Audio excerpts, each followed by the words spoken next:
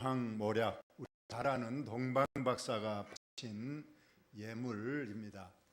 오늘 이 세 가지 예물에 무슨 하나님의 뜻이 우리에게 주시는 교훈이 있는지를 살펴보려고 합니다. 동방박사들은 우리가 잘 아는 내용이죠. 국적은 알려져 있지 않지만 유대에서 봤을 때 동쪽, 먼 동쪽에서 오셨다.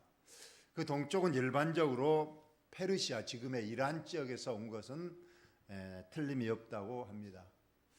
그럼 그들은 어떤 사람이었는가? 천문학자였다. 동방 박사다.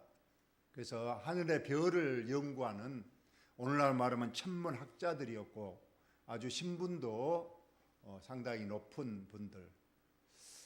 그들이 어느 날 갑자기 큰 별이 나타나더니 마치 자기를 따라오라는 듯이 서서 앞장서가고 있는 걸 보고 이 박사들이 이제 그 별을 따라서 서쪽으로 왔다고 했습니다. 성경에 보면 오늘 오전에도 설교했지만은 예수님이 탄생하실 때 그 마구간에 온 사람은 목자들입니다. 과연 동방 박사들도 그 마구간에 왔는가? 아마 마구간에서는 그날 밤으로 거처가 끝났을 거예요. 다음 날은 어떻게든 방을 구해서 또 아마 요셉의 고향이었기 때문에 아마 친척집으로도 갔을지 모르겠습니다. 과연 동방 박사들이 마구간에 왔는가? 이에 대한 학자들의 연구가 많이 있습니다. 일반적으로는 우리가 좀 알아듣기 쉽게 마구간에 마리아와 요셉이 있고 그 다음에 목자들이 오고 뒷이어서 동방 박사들도 마구간에 와서 황금과 유황과 모략을 드리고 엎드려 경배했다. 이렇게 많이 이제 또 소설이나 영화에도 그렇게 나오고 있습니다만 성경적으로 보면 이건 확실치를 않습니다. 오늘 우리 본문에도 보면 마구간이란 말 대신에 집이라고 돼 있어요. 집. 그리고 좀 더 원어적으로 보면 이들이 출발할 때 이미 예수님이 탄생하고 그리고 탄생했다는 걸 알려주고 가서 경배하라. 그래서 아마 페르시아에서 이 유대 나라까지는 아무리 빨리 와도 넉 달 이상이 걸린다고 합니다. 그렇다면 어쩌면은 예수님이 이제 탄생하고 넉 달 이후 또 헤롯이 2살 이하의 어린아이를 죽이라. 왜 2살 이하인가? 갓난아이를 죽이라 하지 않고 2살 이하를 죽이라 하는 것을 봐서도 아마 예수님이 탄생하고 최소한 넉 달 이후 약 1년 정도가 지났을 때에 오지 않았냐 그런 연구하고 알고 있는 오늘날 성경학자들이 많음을 봅니다. 우리들이야 그 깊은 것을 알 필요는 없겠지만은 오늘 이 동방 박사들은 최소한 넉 달 이상 먼 길을 걸어서 왔습니다. 그리고 신분이 높으신 분이었고, 그리고 우리는 흔히 세 사람이라고 알고 그렇게 어릴 때부터 배웠지만은 성경에는 동방 박사의 숫자는 말하고 있지 않고 황금 유황 모략 이것 때문에 아마 세 사람이 왔다 그렇게 말하기도 합니다. 근데 이분들은 세 사람이라 할지라도 박사들만 온 게 아니죠.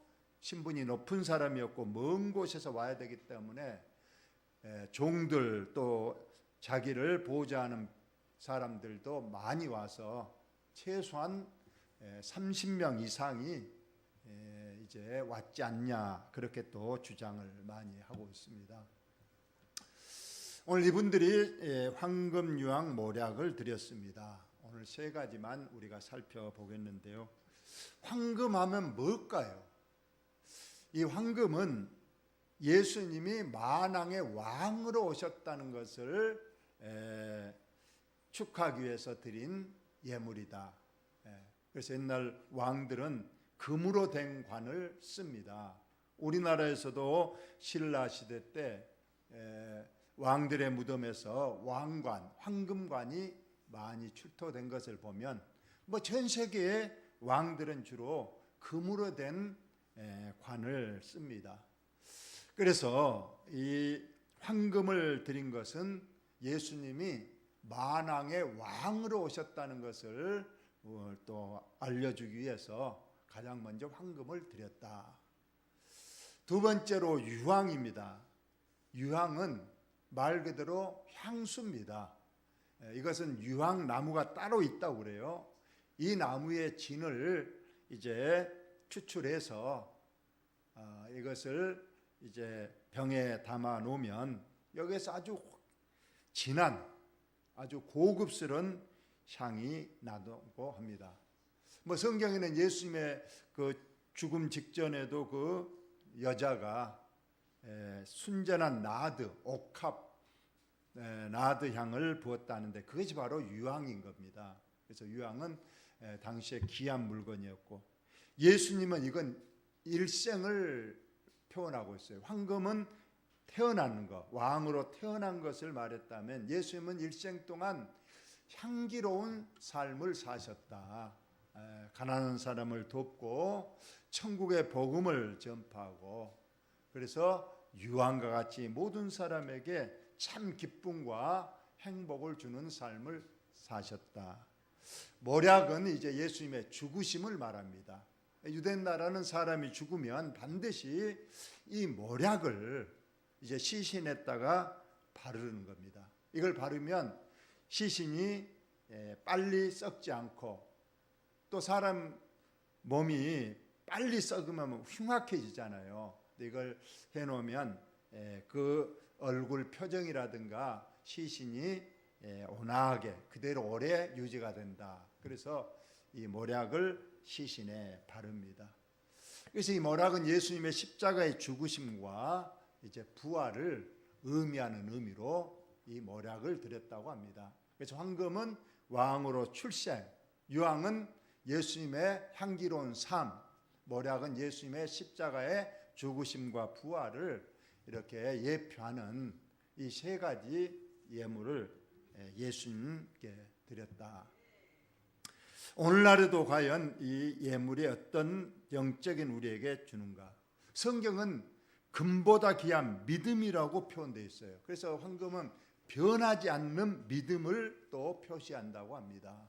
그래요. 다른 금속들은 다 녹이 쓸고 또 이것이 변하지만은 금은 절대로 녹이 쓸지 않고 1000년, 2000년이 지나도 그대로 그 빛이 난다고 합니다. 그러니까 지금부터 1000년, 2000년 전에 신라 시대 때 그 황금 관이 왕이 있었던 관이 지금도 그 박물관에 가보면 그냥 빛이 번쩍번쩍하고 그대로 있는 것을 우리가 봅니다.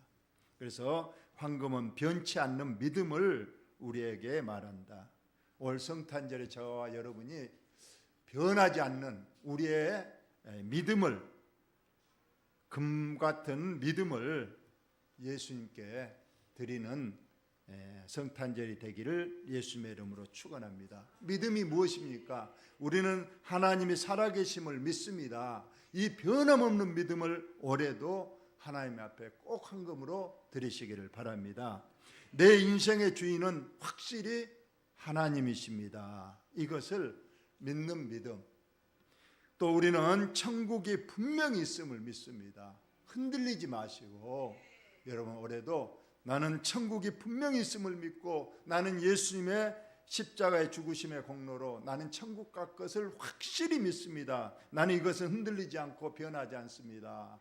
이런 믿음을 주님 앞에 꼭 드리시기를 예수님의 이름으로 축원합니다. 두 번째로 유황. 예수님도 이렇게 향기 나는 모든 사람에게 유익을 주고 행복을 주고 웃음을 주는 이런 유황 같은 삶을 산 것처럼 저와 여러분의 삶도 유황과 같이 향기 나는 그러한 모든 사람에게 기쁨을 주고 내가 가는 곳에는 화목이 있고 웃음이 있고, 내가 가는 곳에 위로가 있고, 내가 가는 곳에 참 행복이 있는 그런 우리의 삶으로 우리 주님 앞에 바쳐지시기를 예수님의 이름으로 축원을 드립니다. 마지막 모략, 이건 부활을 의미한다고. 예수님의 죽으심과 부활, 우리들도 천국에 가면 이 모습으로 다시 살아난 것이 아니라 부활의 몸으로 다시 산다고 했습니다.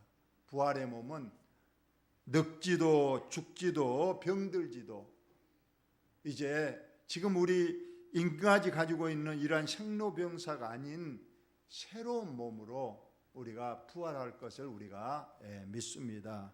그 믿음을 끝까지 저와 여러분이 가질 수 있기를 바랍니다.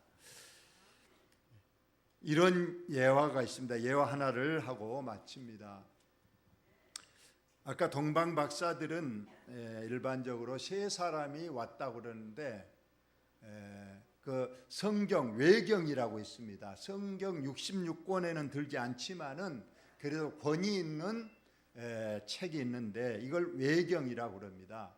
이 외경에 이 동방 박사에 관한 내용이 있습니다. 원래 동방 박사는 네 사람이 왔다고 그래요. 네 사람이. 그래서 한 사람은 황금을, 한 사람은 유황을, 한 사람은 모략을, 그리고 마지막 가장 젊은 박사가 있었는데 이 박사의 이름은 알타만이라고 해요. 이 사람도 세상에서 가장 값진 진주를 구해서 이것을 나는 예수님께 예물로 드려야 한다 하고 가지고 같이 출발했대요. 그러니까 열심히 지금 가고 있는데, 별을 따라 가고 있는데 중간에 어떤 마을 다리 밑에 문둥병 환자가 괴로워하고 있는 모습을 봅니다. 그러나 갈 길이 바빴기 때문에 세 박사들은 가는데 그 젊은 알타만 박사는 그것을 보더니 도저히 다리가 떨어지지 않고, 그래서 다른 세 박사님들한테 저는 저분을 조금 치료도 하고 좀 도와주고 갈 테니 먼저 가십시오. 나는 젊으니까 금방 뒤따라 가겠습니다 해서 세 분들을 보내고, 이 젊은 알타만 박사는 다리 밑에 그 문둥병 환자를 업고 이제 가까운 의원집으로 가서, 그러나 돈이 없으니까 그 값진 진주를 이제 팔아서 그 약값을 지불하고 또 그 사람이 살 수 있는 거처를 마련해주고 이제 급히 앞서간 세 박사님을 따라가는데, 또 가다가 산길에서 강도를 만난, 그래서 상처를 입고 쓰러지는 사람을 또 만나게 됩니다. 그래서 또 그 사람을 들쳐업고 또 의원으로 가서 치료비를 주고 또 그 사람이 살 수 있도록 해줍니다. 그리고 또 급히 가는데 주위에 가난한 사람들을 만나고 거지들을 만나고 그러면서 그 값진 진주를 판 돈을 다 가난한 사람들에게 나눠줘 버리고, 그래서 이제 따라가지만은 이미 여러 사람을 돕느라고 시간이 많이 흘러버렸답니다. 그리고 가서 드릴 예물도 없어져 버렸으니 이제 실망하고 집으로 돌아왔다고 합니다. 오랜 세월이 지나서 이제 그 예수님이 예루살렘에 있다는 소식, 예루살렘 쪽으로 간다는 소식을 듣고 이 알타만 박사도 예루살렘으로 가게 됐는데, 하필 그날 예수님께서 십자가에서 못 박힌 날이었다고 합니다. 그래서 그 골고다 언덕까지 올라가서, 나이도 이제 많이 들어서 노구의 몸인데 올라가 보니까 예수님이 피를 철철 흘리면서 십자가에서 이제 운명 직전에 있었다고 합니다. 그래서 그 십자가 밑에 엎드려서 예수님 죄송합니다. 제가 늦게 왔습니다. 그리고 예수님께 드릴 예물도 없습니다. 저 빈손으로 왔습니다. 용서해 주세요 하고 십자가 밑에서 예수님께 용서를 구하는데 예수님께서 말씀하시라다 합니다. 너가 가장 좋은 선물을 내게 가져왔다. 고맙다고 그렇게 말씀하시더라고요. 그래서 저는 아무것도 드린 거 없는데 그랬더니 너가 나를 지금 33년 전에 나를 만나려고 오다가 그렇게 문둥병자를 고쳐주고 강도 만난 사람을 또 치료해주고 가난한 사람들에게 그 진주 값비싼 진주를 팔아 나눠준 거 그것을 내가 다 보고 알았노라 고맙다고 하시면서 십자가에서 운명하시는 걸 봤다고 하면 꼭 예수님께서 그렇게 고맙다고 여러 번 말하고 그러면서 웃음 띤 모습으로 십자가에 돌아가셨다. 그런 얘기가 전해지고 있습니다. 올 성탄절에 우리가 주님께 드려야 할 것이 무엇입니까? 물론 우리는 물질로도 하나님 앞에 예물을 드립니다만 오늘 네 번째 그 박사처럼 우리 주위에 있는 사람, 그래서 늘 제가 밝게 말씀합니다. 신앙의 본질은 우리가 행동으로 선행으로도 드러나야 된다. 물론 그 선행으로 구원받기 위한 조건은 아니지만은 구원받은 자의 확실한 증거는 분명히 이러한 선행이 이것이 열매로 드러나는 것이 내가 선택받고 내가 구원받은 증거라는 걸 나타낸다는 거예요.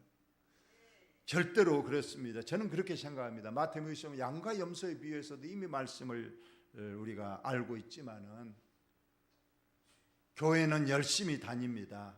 그러나 삶 속에서 어떤 행함이 없고 이웃을 사랑하라는 그 말씀에 전혀 무관심하다면 이건 입술로만 주여 주여 하는 것이고 야고보에서처럼 이건 죽은 믿음일 수가 있다는 거예요. 행함이 없는 믿음은 죽은 믿음이고 그 죽은 믿음으로 어찌 구원을 받겠느냐.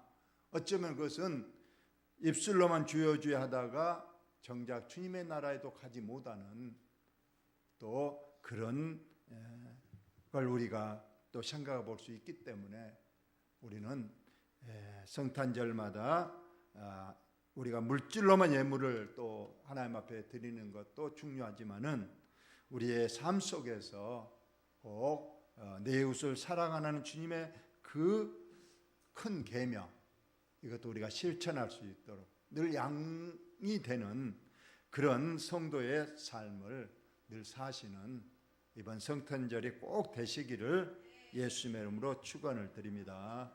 하나님 우리 아버지